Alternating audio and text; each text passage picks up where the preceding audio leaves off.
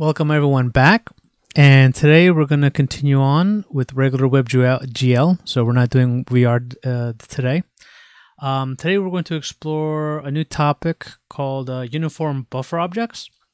They are kind of like VAOs, and they're kind of really just built off of buffers that we use to store all the binary vertex data.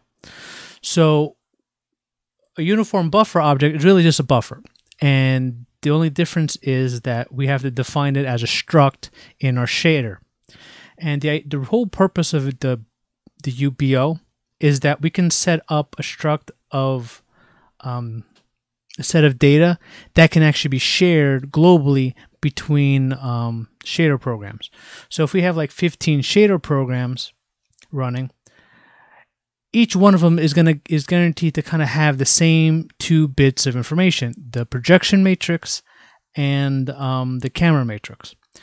And if we're dealing with multiple shaders, we have to assign the values for each shader. So if you have 15, that's 15 times 2. That's 30 calls of data that we're passing to the GPU. So the whole point is that we can actually update the value just once per frame, and then those values will get picked up from the shader off the GPU. Now, there's a couple of things with uniform buffer object. There's like different layouts of how the data is like managed on the GPU, but the only layout that WebGL can access is the STD140. It's a static format, and it has a set of rules of how to build the data. And so that's the only format we have to use. And it's actually probably the most used format anyway if you're going to use OpenGL on the desktop, or simply because it requires more work to set up the data than the ST140. But this layout is kind of inefficient in how it stores the data. We'll go through it as with the rules. So one of the big rules is that the entire buffer has to be built up as chunks of 16 bytes. So we can't have like it's just 4 bytes of information. We have to have like 16 bytes. We can't have 17 bytes. We have to have, if we're going to have 17 bytes, the buffer needs to be 32 bytes long. So the remaining bytes are kind of just wasted space. But it's how the thing is built. That's how the GPU kind of handles it. It's the only way to really get a nice static structure that we can kind of share within. So if you're kind of smart in how you lay it out, you won't use too much space. So one of the rules, like right here, float, ints, and bools are all treated as 4 bytes of data. Floats can sometimes be more than that, like in other languages, but that's fine. Ints have always been 4 bytes of data, and bools are always usually just 1 byte of data. So every bool you use in the UBO uses up 3 bytes of wasted space. Another big waste is arrays. Arrays use up 16 bytes of data per element. It doesn't matter if it's a float or an int or a bool, it doesn't matter. If you have an element, it uses up 16 bytes. So arrays use up quite a bit of data, wasted data. Unless you have arrays of vec4s, and then it's perfect. Because like here's an example. Vec2 contains 2 floats. So it's 4 times 2, which is 8 bytes. So because each float is 4 bytes long, and you got 2 of them. Vec4 has 4 floats, so it's 4 bytes each, 16 bytes. Egad, Vec3 is treated as 16 bytes. You can't have a Vec3 take up, like you can't have a float and a Vec3 in the same chunk of data. Vec3 kind of has to take up its own 16 bytes of data. Matrix 3 even though a matrix 3 contains 9 floats, it's treated as 16 floats. Like it's treated as a no, actually no, sorry, I shouldn't say that. Each column of data is treated as 16 bytes. It's kind of like the array. So even though it's a vec3, each column is treated as a vec4. So it's 16 bytes. So it's 3 times 16. And a matrix 4 is 4 sets of vec4. So that makes perfect sense. It's 4 and 16 bytes. To kind of get an idea, if you have like an array on the server, on the GPU, which is the buffer is just an array of an array of data. Think of each one of these chunks as 4 bytes of data, and each group of 4 is 16 bytes.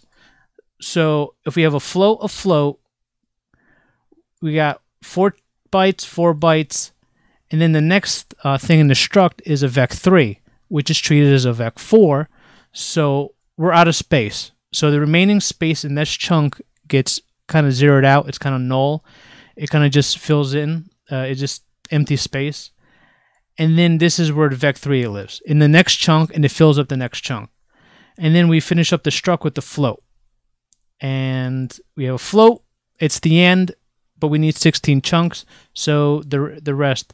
So this is what ideally, visually, what the buffer looks like. So as you can see, so you kind of see there's a lot of wasted space.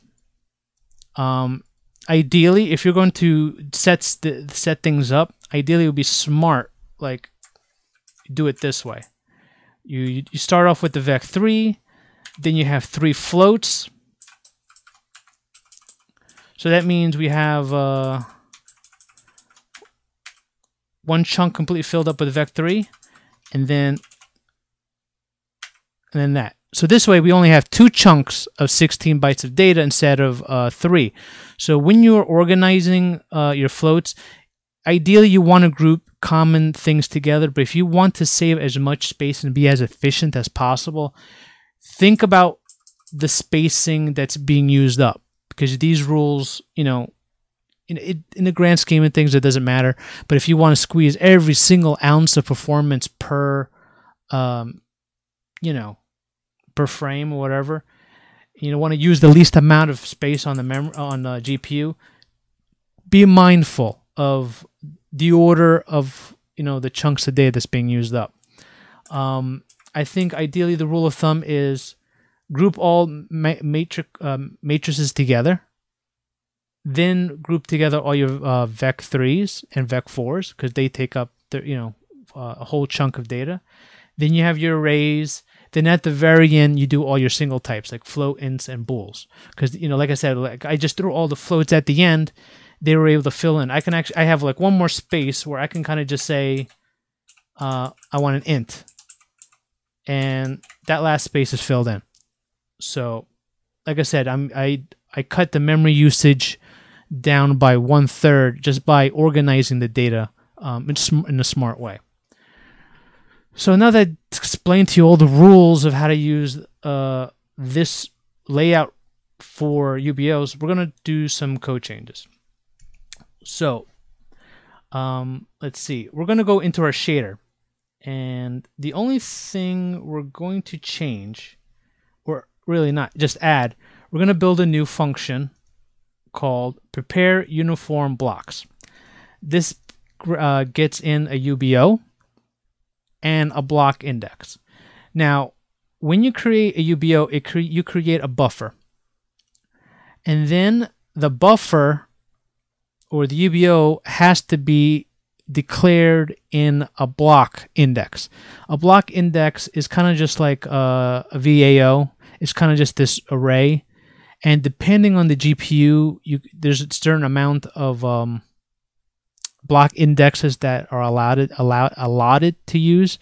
I think general rule of thumb is you have up to 85 blocks that you can use to fill in for uniform blocks.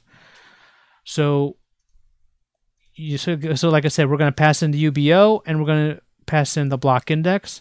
And we're using the same idea. We're going to just use arguments. So this way we can do groups of UBOs and block indexes. So we can set up like 3 in a row in one loop. Now, there is a function that says get uniform block index, kind of like how we get uniform location, but it doesn't seem to work. No matter how hard I try, this does not work for me. I don't know if there's a bug in Chrome, and for some reason this kind of crashes Firefox. So documentation says this thing is still kind of experimental, so that's probably why it doesn't work very well. So it's commented out. I have it here to remind me, in the future to kind of maybe see if this ever works. But for now, we kind of have to pass in the block index. Well, this block index is the index of where the struct exists in the shader. So every block has its own index, where every uniform has its own location. It's basically just what order does it exist. So the block index is what's in the shader. Block point, is that 85 blocks that you can assign a UBO to. So the UBO gets a block point, and then the block index and the block point are kind of connected together. And that's how we that's how we apply a UBO buffer to a struct that exists in a shader and on a global scale. These are just other things I was just experimenting with. You can actually get how big the data is supposed to be on the server, or not on server, on the GPU. There's other things you can look at. I just commented out. They're not really useful for what we're doing, but just there in case I ever want to use it for something. So prepare uniform blocks. That will be our new function. Let's see. We don't need any of this. We don't need set uniforms. Everything else kind of stays the same. Nothing changes. Shader util, we don't use that for anything. Let me just scroll to the top. Just close this up.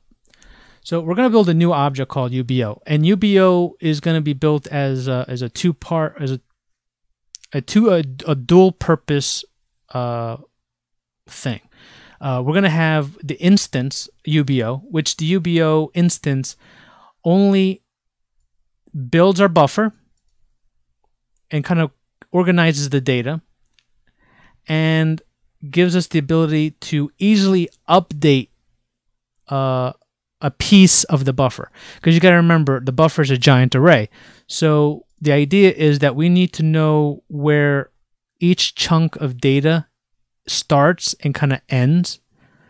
So we'll get to that point. So for now, let's skip the index version part of the UBO.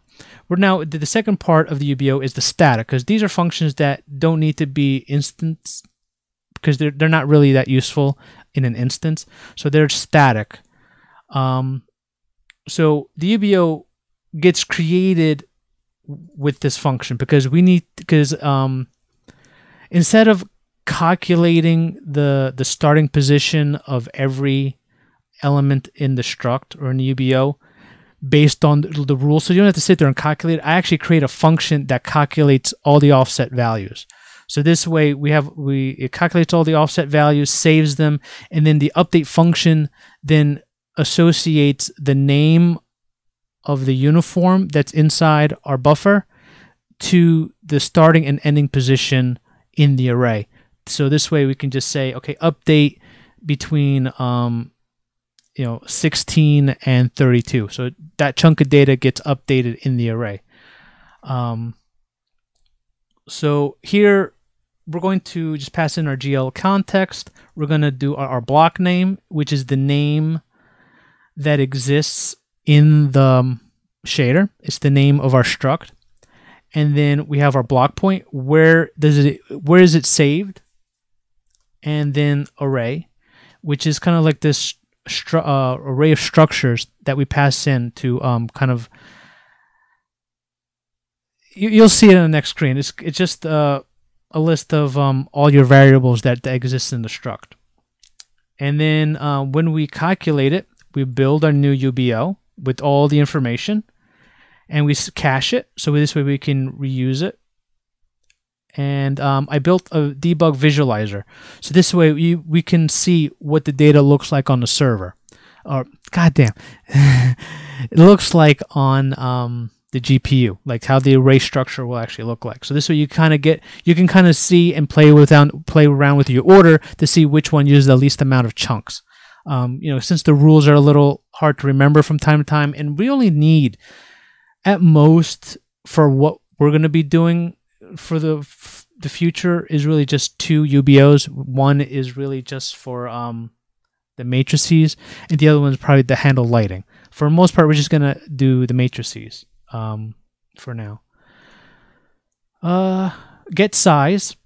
It gives us, based on the type of the uniform that's in our struct, how big it is. Like I said, matrix 3 is 16 times 4, blah, blah, blah. So this kind of just helps us calculate each type to a certain value. Okay. And then we have a calculate. And the idea of how I'm calculating this is that I'm going to start off with a chunk of 16, and I'm going to keep subtracting from that chunk until I run out. If I run out of space, that means I have to start the next chunk. Yeah,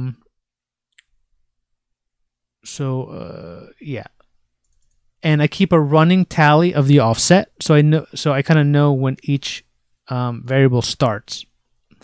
And offset basically at the very end is how big in bytes our structure is too. So we're going to loop through our array of struct elements, and we're going to check to see if it's an array. If it's an array, or I should say, if the array element does not exist, or the array element of length equals 0, then the size of the data that we're dealing with for this particular data type is just that size. Else, it's the array times 16, because remember, anything in an array is 16 bytes. It doesn't matter what type it is. So I'm not going to bother getting size, because it's automatically length of array times 16. That's how big the data is. So we're going to see what our current chunk is, subtract size, and then we get our trunk size. If our chunk size is less than 0, and our chunk is less than 16, we're checking that we're overdrawn. Like we're using too much. So kind of like if we have a float and then we do a vec4, there's no room for the vec4 in the first chunk. So this handles filling in the space to the previous element, and resets the chunk to 16. If the chunk size is less than 0 and the chunk still equals 16, that means like it's a brand new one. Let's not do nothing, because if we're going to start with like a matrix, which has like tons, like has like over things like 48 bytes, that's going to automatically overdraw. So we don't. So like this part is basically if we're overdrawn, but we already took a byte out of the chunk, and this one is it's overdrawn, but we never took any bytes off yet. So that empty if kind of just handles it. I couldn't come up with an easier way to do it other than that. If let's say we did an even amount of chunk byting, and we're now down to the 0, we just reset 16. If none of those conditions are true, let's say if we just start off as a float, we have 4 bytes, we're just going to subtract 4 bytes from our chunk of 16. Then we update our array of information. We add the current offset. We say how big the chunk length is, and then we say how big the data length is. Because remember, right here, I will automatically go to the previous processed element and update its chunk length if I need to fill in with extra space. And then at the end of the function, we do an offset of 16. If we did not, like let's say if the final chunk is not completely filled in, we just do the same thing we did up here. We kind of just go to the previous element, or actually to the last element, we fill it out, and we add the remaining chunk to the offset, which then gives us the buffer size, and we just return an offset. Now this function works kind of like a C thing, where we pass in this array, and an array is a reference type. So I can actually modify this array, and the function that calls this, or the thing that calls this, will get the updated array. So this thing updates the array with all this information, and then at the very end passes the offset value. So we get like 2 bits of information all at one time. So that's calculate. And then we have a visual debugger, so we can actually pass in the UBO, and we can kind of see it, how it actually looks like. It just I don't know. I don't really need to explain it too much, really. It's just for debugging. If you guys want it, we'll see how it works in a couple of minutes. And then we have cache, and it's a static thing, so we have to put it at the very end. So that's the static part. So now if we go back to our constructor, so now that we've created and got the size, we calculated, now the UBO will have 2 things: the items, which will be a key index. So the name of all the uniforms in the struct will be existed here. So this way we can do a quick lookup when we want to do an update. So when we say update, I want to update the projection matrix. So I basically say just projection matrix. But we need to know the order. Everything has to stay the exact order. It's very important. The order needs to be static. So the keys is an array that saves the numeric to the key name, and items is another array, but it's a key index. So this array you access it by using the actual name, and this array you access it by using its actual order. So this one you look it up by the order, it gives you the variable name. Over here you look up the variable name, and then you actually get the data. Like right here we get the offset, we get the data length, and we get the data chunk. We kind of save it all into items. We save the context to GL. We save our block name, block point that we want to save the UBO to. And now that we have all this information, we create our buffer on the GPU, and we bind the buffer, kind of like our other vertex buffer, but this is a uniform buffer. So here's the uniform buffer, and here's our buffer ID. Buffer data, instead of passing in an array of data, we're passing in an integer, which is buff size. So we're actually creating an empty array on the GPU that will hold all the data. So right now we're basically creating an empty array on the GPU. That's all we're doing, and it's a dynamic draw. Because in other buffers that we create, we always created static draw, because we upload the data to the GPU and we don't really change it.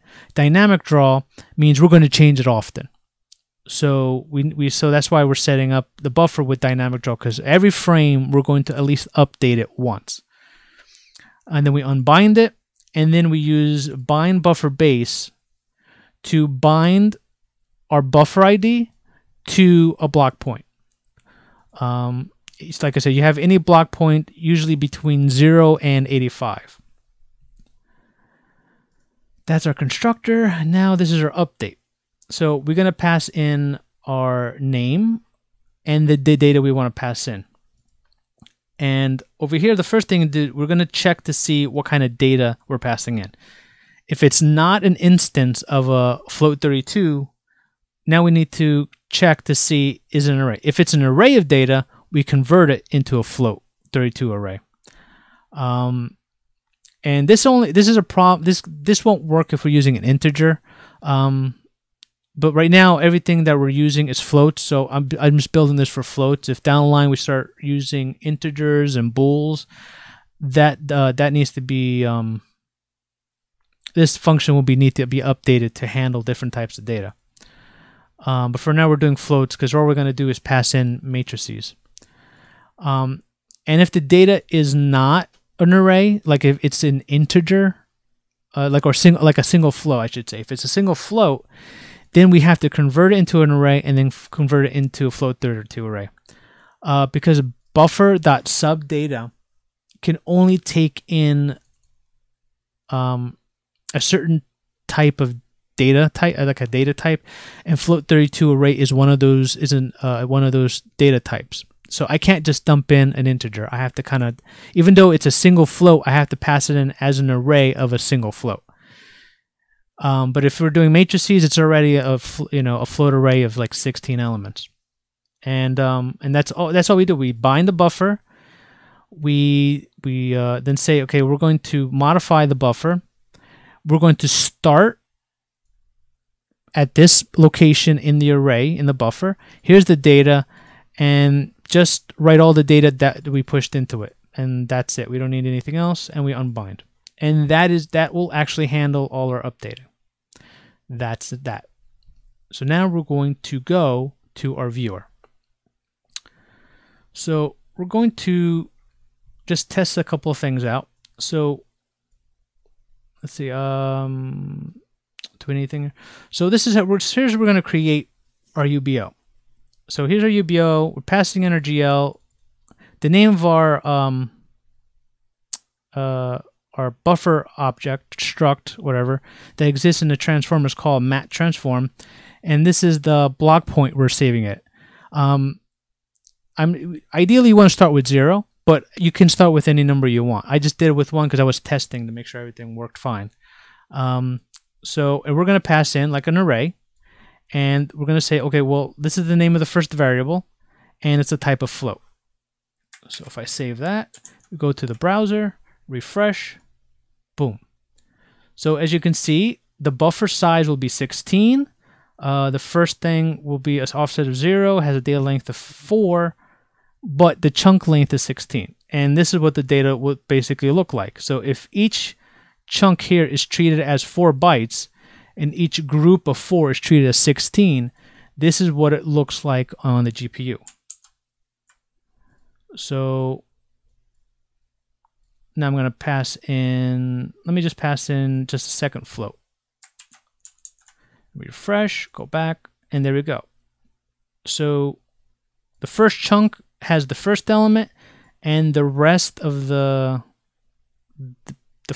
last 3 chunks is then used up by float 2. So it's an offset of 4, so it starts on the 4th element of the array, and it kind of uses up 12, which is kind of a waste of space, but that's just how it is. So if we go back, so let's add an extra float and then add a matrix. And then we refresh again. So we have float 1, float 2, float 3, and then we have matrix. Matrix uses up 48 bytes. We're out of space. We only have 4 bytes left in this chunk. So the first chunk has the last float taking up that last space. It's kind of just an empty space, but it kind of takes it up. And then we start our matrix 4 in the next chunk. And I think it's a matrix 3, so it uses up 3 sets of 16, 3 chunks basically. And that's a matrix 3. And then let's just add the rest of the data. Refresh. So as you can see, there's our matrix. Then we have 2 floats, these 2 floats here. And then we have a vec3. Vec3, like I said, it's treated as a vec4, so it takes up a whole chunk. And then the last one is a float 3, another float, and it takes up that whole chunk. It's a waste of space. Like ideally, I want to put float 6 next to float 5, so it fills in this chunk, and this chunk will never be used. So, and as you can see, it saves all the offsets. So when I do an update, I say I want to update float 3, it knows to start at index 64, and then we're going to just fill in 4 bytes after that. That's all we got to do.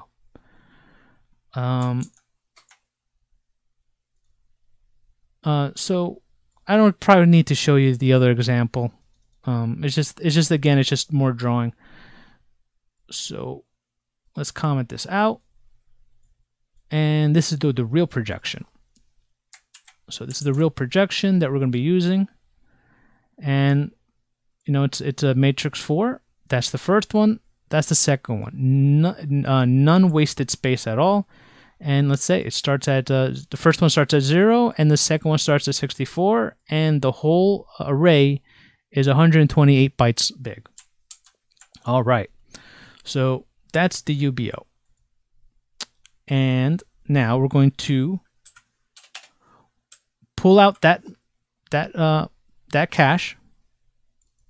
Actually, you know what? Let me comment that out for now. Just to show you that it needs to be filled in. We're going to do on ready. But what this thing does is, as you can see, I grabbed this out of the cache, and then I do update. Say I want to update the matrix projection, and I'm going to use the camera projection matrix.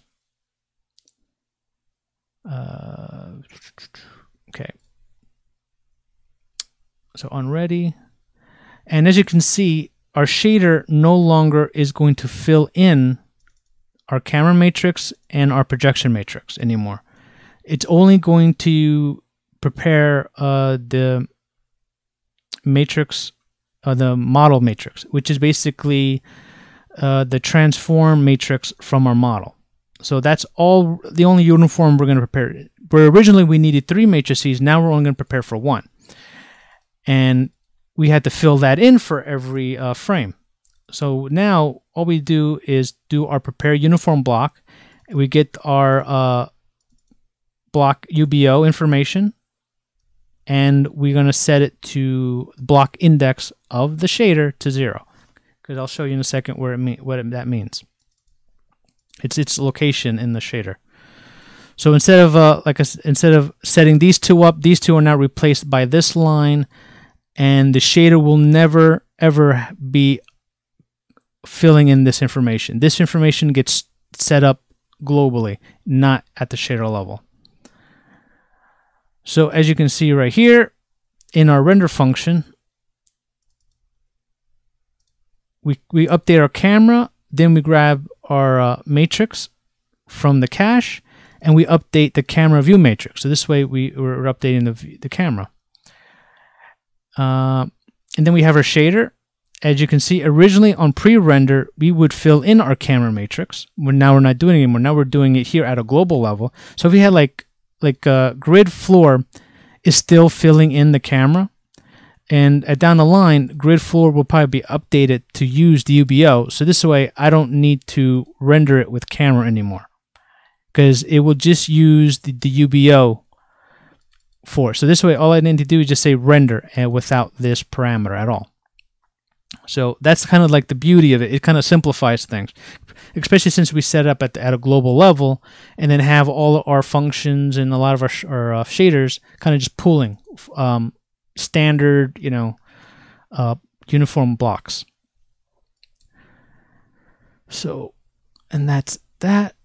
And then down here, this is our uniform block. It's a uniform, the matte transform, and inside it's just a structure. And there's our matte projection and our camera projection.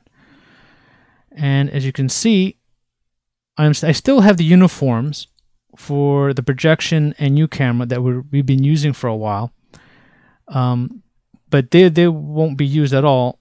And here's matte projection and camera projection, and that's our shader. So ideally it should work just fine. Does not work fine because we're not setting up our projection matrix, which is correct, because the projection matrix now, when we render, if we're not adding a value to it, this automatically is all zeros. So if you multiply anything to a 0, you get 0. That's why our square or cube is not showing up. So now if I actually update and push our projection matrix to the GPU, to our buffer, that should be enough. And ta-da! And there's our cube. And that's it. And that's what a UBO is. It's just a global way to save uniform data. So like I said, any uniform data that's shared between more than one shader, you can set it up as a buffer block. So this way you just set it up at the top of your render loop, and then and just have every shader set up to actually pull from that that uniform buffer through a block point. And that's it. And it helps a lot, because if you, like I say, if you have 15 shaders running and you're doing like 2 different updates per shader, that's 15 times 2. That's 32 calls to the GPU that you're constantly passing the exact same data, 32 times to the GPU. Where right now, if we're using the buffer, we only pass that one matrix once. So you just improved your render loop by 32%, or by 32 times improvement, just because you're doing one less thing repeatedly. So you might get an extra you might get extra frame or so of or a frame per second value. I mean, your frame if your FPS is probably be a little bigger or better doing things this way. Very useful is like lighting, because lighting, you can have tons of values. Like let's say if you're you have multiple light sources. Like you have 15 light sources, and you have your ambient values and your specular values. You have all this data that you want to customize, and it's kind of global. And you have different shaders, but they all use, they all use the same lighting, but you have different shaders. So this way, you can kind of have all that data stored globally, and lighting information is a lot of information, especially if you have a big huge scene of data of stuff happening for lighting. That would actually help, because like I said, you set it all up once.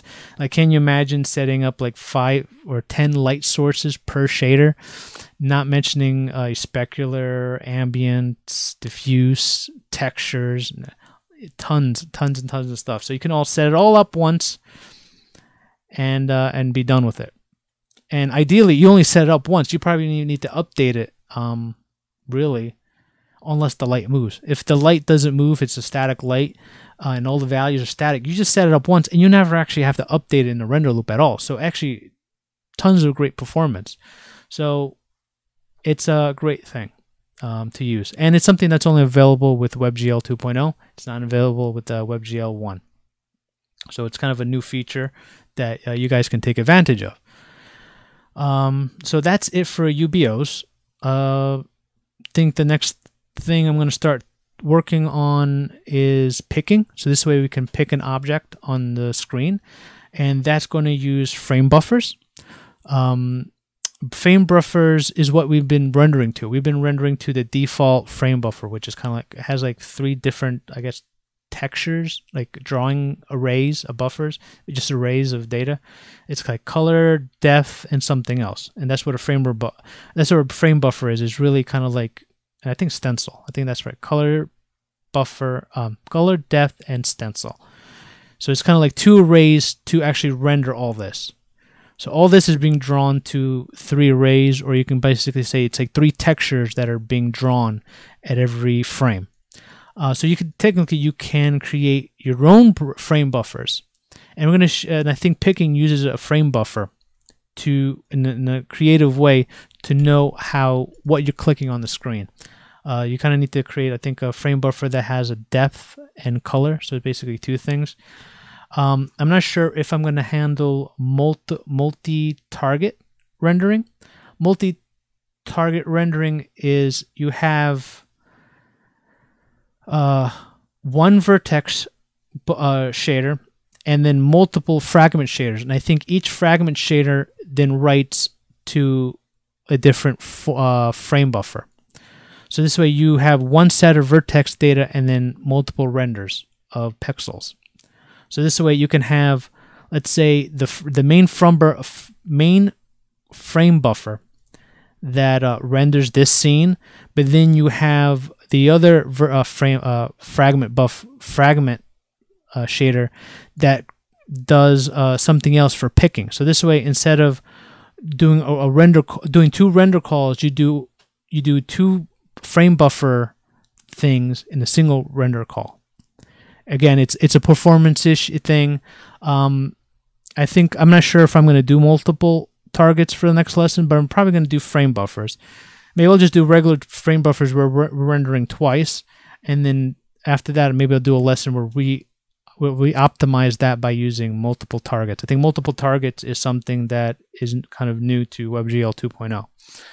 So stuff I still kind of need to learn, but I've been reading a lot about, and I have understanding of how it all works. I just need to start prototyping. So that's where we're going for the next lesson or two, is dealing with frame buffers and picking, and maybe pick the square and then we can just move it. Instead of rotating, we can pick it and then actually move it up and down, whatever. So that's what we're going to start dealing with, is start interacting a little bit with our 3D space. So see you guys in the next lesson. I hope you learned a lot. Any questions, comments, whatever, the usual. Like and subscribe. Again, see you guys in the next lesson.